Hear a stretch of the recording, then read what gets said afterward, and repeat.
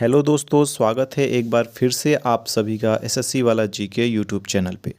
तो आज का टॉपिक हमारा होने वाला है राष्ट्रीय खेल पुरस्कार 2022 से। तो चलिए बढ़ते हैं महत्वपूर्ण क्वेश्चंस की तरफ। तो पहला क्वेश्चन है हमारा, वर्ष 2022 का मेजर ध्यानचंद खेल रत्न पुरस्कार किस खिलाड़ी को दिया गया? तो इसका सही आंसर है शरद कमल अंचिता, जो कि टेबल टेनिस के प्लेयर हैं। आइए जान लेते हैं इनके बारे में कुछ महत्वपूर्ण बातें। इनका जन्म 12 जुलाई 1982 को चेन्नई तमिलनाडु में हुआ था। इन्होंने 2018 में गोल्ड कोस्ट में हुए राष्ट्रमंडल खेलों में रजत पुरुष युगल में और कांस्य पदक पुरुष एकल में जीता था। चलिए बढ़ते हैं अपने दूसरे क्वेश्चन की तरफ। कौन सा मंत्रालय राष्ट्रीय खेल पुरस्कार प्रदान करता है? तो दोस्तों, राष्ट्रीय खेल पुरस्कार युवा मामले एवं खेल मंत्रालय के द्वारा प्रदान किया जाता है और जिसके मंत्री अनुराग ठाकुर हैं। जान लेते हैं, शिक्षा मंत्री हमारे धर्मेंद्र प्रधान हैं, गृह मंत्री अमित शाह हैं और रक्षा मंत्री राजनाथ सिंह हैं। बढ़ते हैं अपने तीसरे क्वेश्चन की तरफ। भारत में दिया जाने वाला सबसे बड़ा खेल पुरस्कार कौन सा है? तो दोस्तों, इसका सही आंसर है मेजर ध्यानचंद खेल रत्न पुरस्कार। भारत रत्न यहाँ पे भारत का सबसे बड़ा पुरस्कार है और मेजर ध्यानचंद खेल रत्न पुरस्कार ये खेल का सबसे बड़ा पुरस्कार है। अर्जुन पुरस्कार खेल के फील्ड में जो खिलाड़ी बहुत अच्छा प्रदर्शन करते हैं ये उनको दिया जाता है और द्रोणाचार्य पुरस्कार खेल के प्रशिक्षकों को दिया जाता है। चलिए देखते हैं अगला क्वेश्चन। वर्ष 2022 में कुल कितने खिलाड़ियों को अर्जुन पुरस्कार से सम्मानित किया गया है? तो इसका सही आंसर है 25। वर्ष 2022 में 25 खिलाड़ियों को अर्जुन पुरस्कार से सम्मानित किया गया है। चलिए जान लेते हैं अर्जुन पुरस्कार से सम्मानित कुछ प्रमुख खिलाड़ियों के बारे में। सीमा पुनिया एथलेटिक्स, अमित पंघाल बॉक्सिंग, रमेश बाबू प्रज्ञानंद शतरंज के खिलाड़ी थे, लक्ष्य सेन बैडमिंटन, एल्डोस पोल एथलेटिक्स, निखत जरीन बॉक्सिंग और नयन मुनि शाह के लॉन बॉल। चलिए बढ़ते हैं अगले क्वेश्चन की तरफ। राष्ट्रीय खेल पुरस्कार किसके द्वारा दिया जाता है?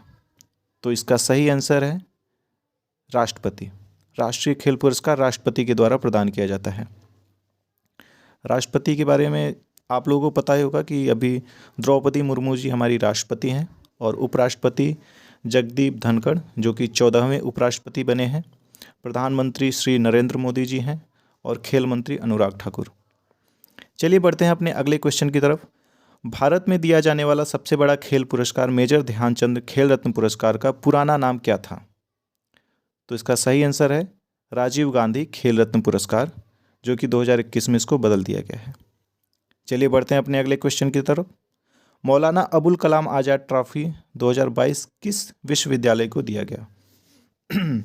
तो इसका सही आंसर है गुरु नानक देव यूनिवर्सिटी अमृतसर। मौलाना अबुल कलाम आज़ाद भारत के पहले शिक्षा मंत्री थे और इनका जन्म 11 नवंबर 1888 को मक्का सऊदी अरब में हुआ था और इन्हीं के जन्मदिन पे ही राष्ट्रीय शिक्षा दिवस मनाया जाता है, यानी हमारा राष्ट्रीय शिक्षा दिवस होगा 11 नवंबर को। चलिए बढ़ते हैं अपने अगले क्वेश्चन की तरफ। वर्ष 2022 में कुल कितने खिलाड़ियों को लाइफ टाइम अचीवमेंट के लिए ध्यानचंद पुरस्कार से सम्मानित किया गया है? तो इसका सही आंसर है 4 खिलाड़ियों को लाइफ टाइम अचीवमेंट के लिए ध्यानचंद पुरस्कार से सम्मानित किया गया है। लाइफ टाइम अचीवमेंट के लिए ध्यानचंद पुरस्कार से सम्मानित चारों खिलाड़ी निम्नलिखित हैं। Ashwini Ankur ji athletics, Dharamvir Singh hockey, B C Suresh kabaddi से और नीर बहादुर गुरुंग पैरा एथलेटिक्स से। आइए बढ़ते अपने अगले क्वेश्चन की तरफ। खेल के क्षेत्र में उत्कृष्ट प्रशिक्षण के लिए कौन सा पुरस्कार प्रदान किया जाता है? तो इसका सही आंसर है द्रोणाचार्य पुरस्कार। ये अब जान लेते हैं द्रोणाचार्य पुरस्कार के कुछ महत्वपूर्ण बातें। यह पुरस्कार 2 कैटेगरी में दिया जाता है, पहला सामान्य कैटेगरी और दूसरा लाइफ टाइम कैटेगरी। सामान्य कैटेगरी में इस साल 4 कोचों को द्रोणाचार्य पुरस्कार से सम्मानित किया गया है और वे 4 कोच हैं। जीवन जोत सिंह तेजा तीरंदाजी के कोच, मोहम्मद अली कमर बॉक्सिंग के कोच और सुमा सिद्धार्थ सिरूर पैराशूटिंग के कोच और सुजीत मान कुश्ती के कोच हैं।